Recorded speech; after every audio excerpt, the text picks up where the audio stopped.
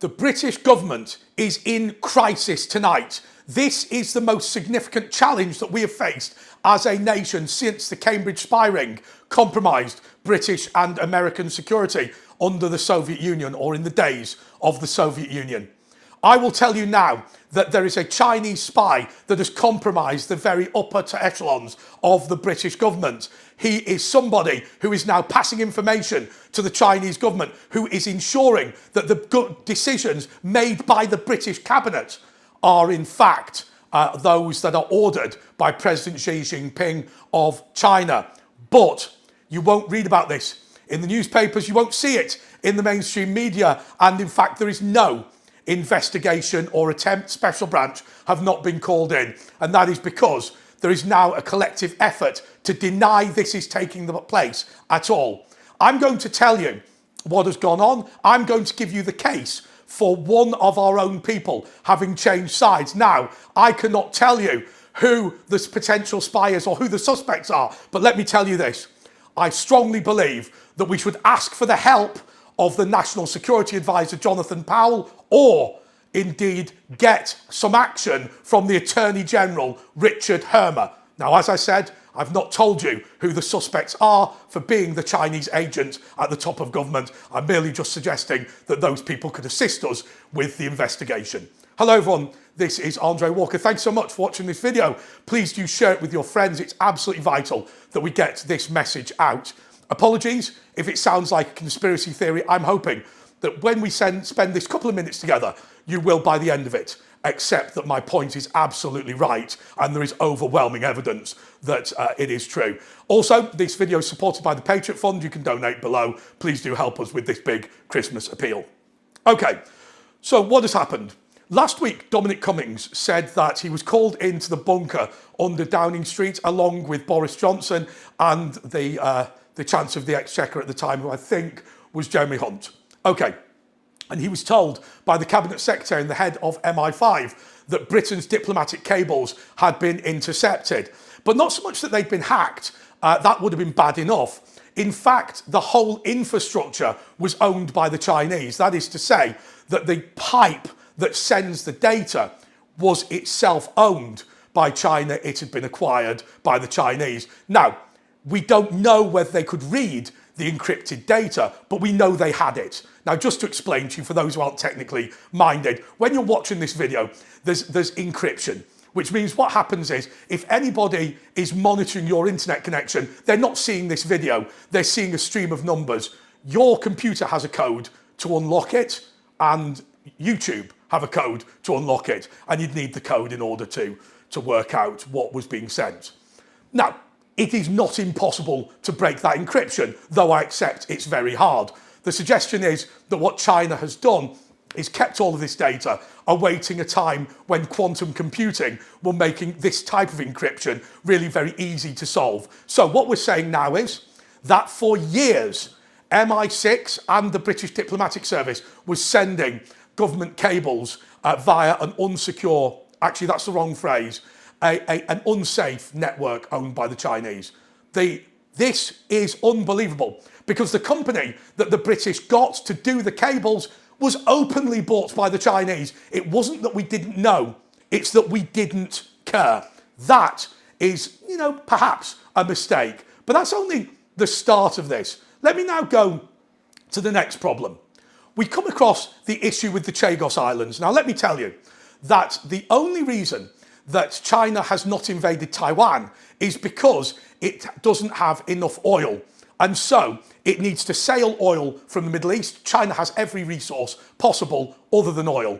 So what it has done is it's funded campaigns to move to electric vehicles in the West whilst buying oil from the Middle East. Now, the problem is oil is quite hard to ship from the Middle East to China. So they've done two things. They've got tankers, which are sailing around India, and of course they've also got the pipeline going through Uyghur. The reason why 1.5 million Uyghurs are in concentration camps is not because they're Muslims, it's because they're opposing the pipeline, and President Xi Jinping needs the pipeline. This sounds dry, I'll get there in a minute. So, the reason that the Americans like the base at Diego Garcia is because they know that if China invades Taiwan, what will happen is they'll be able to sink the Chinese oil tankers and the Chinese will run out of oil, and that will significantly decline their ability to invade Taiwan. So, Diego Garcia is absolutely vital. So, inexplicably, the British government decided to give the Chagos Islands to Mauritius, and independent Mauritius has never ruled the Chagos Islands, but nonetheless, we gave it to them with always this guise of this court case. By the way, it was British lawyers that represented the government of Mauritius. Now, Mauritius is a vassal state to China, and today, the Chagos Islands have begun negotiations, or rather Mauritius has begun negotiations to sell China part of the archipelago, and so China is now going to have a listening station, and then in the fullness of time, there's going to be the removal of the British and American base from Diego Garcia. So the main impediment to World War III starting was now not only given away by the British government, but we paid Mauritius to take it. Starmer lied in front of the House of Commons, and he told us that China opposed the Chagos Island deal. Unbelievably, they've literally been there today looking at building their own base. So now we know that we have willfully compromised our diplomatic cables. We also now know that the Attorney General, Richard Herman, and others have deliberately given the Chagos Islands to China, or to Mauritius, in order to give it to China, in order to undermine Britain and America's ability to limit President Xi Jinping. Wow, that's amazing. We not only gave it away, we paid them to take it, a country that has never, ever ruled it. Oh, and by the way, just to be clear, the people of the Chagos Islands opposed it being going to Mauritius, because what they said was they wanted to become an independent country called the Chagos Islands. And so we talked about giving it to the people of the Chagos Islands. We didn't even do that. So even the locals were opposed to this deal. So next, let's talk now about the Chinese Super Embassy. So the Chinese Super Embassy is a phenomenal facility. It's on the old Royal Mint next to Tower Bridge and the Tower of London. Now, the location of it is significant. The reason why it is located in the location it is has got nothing to do with the great views over the River Thames. It's got nothing to do with its proximity to the Crown Jewels. What it is effectively located at the top of Commercial Road. Now, what Commercial Road is, it leads from the City of London to Tower Hamlets, the Isle of Dogs. And you think, well, okay, why would you care about that? Because the principal cables running between banks and financial regulators run from the City of London to Canary Wharf along that street. The Chinese embassy is being built above all of the communications infrastructure that protects British banking, the British economy, and indeed a great deal more beyond that. They have put a basement within it, which is now described as the biggest Chinese listening station in the world, and it's literally above the cables. Once again, they don't have a way of decrypting this at the moment, we believe, but when quantum computing comes in, they will. Now, there's also the complaint about the local residents around the Chinese Super Embassy. They are complaining that the Chinese Super Embassy will also have flats for 300 or 400 Chinese diplomats. Now, embassies always have accommodation available, apart from the Ecuadorian one, because Julian Assange had to sleep on and put me up bed. But they always have accommodation for people visiting and so on and so forth. But in this case, it's hundreds of people who will fly from Beijing to London, who will live in the embassy, work in the embassy, and never leave the embassy. Who are these people? Is it not legitimate for me to say that at least to an extent, the Chinese are supposed to be an embassy is supposed to be front-facing, and it's supposed to be diplomats supposed to get out and about, right? They're supposed to be mates with people. But of course, then these people are not doing that. Now, MI5, MI6, NATO, the French security services, everybody in Europe, the EU, the FBI, CIA, everybody is opposed to this development. The head of MI6 has begged the government not to allow this to be built. Tower Hamlets Council are also opposed to it. They're opposed to it for a different reason, because within these Chinese embassies, there are snatch squads and cells, so they literally kidnap dissidents and keep them in the embassy. They're not meant to do it, but it's quite hard to do. quite hard to stop them if they do it. And by the way, people in the description who are saying it's not an embassy, it's a chancellery, don't be pedantic, it's called the Union Jack. Anyway, so against all of those details, surely the British government would be opposed to it. Not a bit of it. They have called in the decision, and that is to say, for those of you who don't know anything about local government, that Tower Hamlets Council, who are the local planning authority, have said no to the super embassy, and using powers over critical infrastructure, the British government has called it in and given themselves the right to overturn the decision. Now, I will tell you something.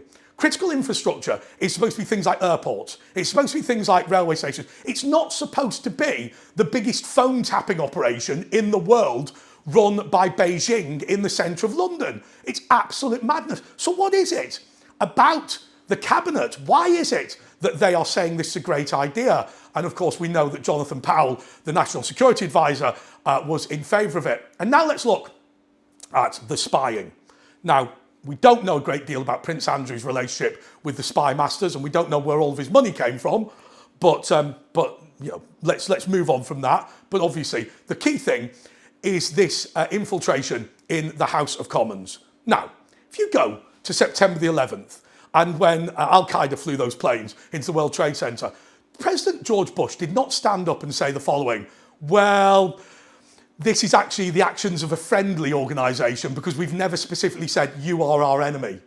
You don't have to explicitly say this person is my enemy in order for them to be your enemy. I mean, that is absolute garbage. We don't list every single person and organisation that we are opposed to and say, you know, we don't like you. It's ludicrous. It's also saying, you know, as an example, if I got attacked on the street, well, you've never said the mugger was your enemy, therefore it's considered a friendly incident. That's ludicrous. So the case collapsed. There was all the evidence that China had spied.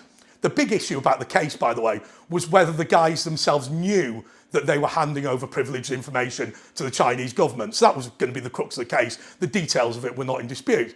But the whole oh, we didn't specifically say China was our enemy, therefore it doesn't count, was garbage. The Attorney General, Lord Hermer, and Jonathan Powell were the people behind that decision. Not that they told the CPS what to do, but they said that the British government would not stand by the claim that China was their enemy because they didn't say it at the time. And the case then collapses. So what are we now getting in total here? Well, we've got now spies being let off. We've got spy centres being built against the advice of everybody. We've got diplomatic cables being intercepted. We've got foreign assets being not even given away, paying them to take it. And then we've got a group of people like me who are saying, this is simply impossible. It's not a believable thing that all of these decisions, which are plainly against the British national interest, it's not possible to believe that they are all just a coincidence. The Queen, Her Majesty Queen Elizabeth II, I should say, was furious about the Chinese state visit, and yet she was forced to do it by the National Security Advisor Jonathan Powell and others. Lord Hermer, of course, was working for the Chinese government as a lawyer at the time of that state visit. So I am telling you right now that the only way that we could possibly explain all of these anomalous decisions is that somebody's driving it. Now, I've not told you the names of the suspects, but time and time again, the same two names keep cropping up. I don't know whether they're compromised, whether it's a sexual thing. I don't know whether they've been paid. And I don't know whether they are so deluded that they are assisting China anyway, but it doesn't matter what the motivation is. Remember the big problem with the Cambridge spies. The Cambridge spies genuinely supported socialism. They genuinely liked the Soviet Union, and when they first got involved, the Soviet Union was Britain's ally. And where it ended was an unbelievable disaster for Britain. You've got to act in the interests of the country that pays you. You can't be compromised, and you've got to put your own personal opinions out of the way.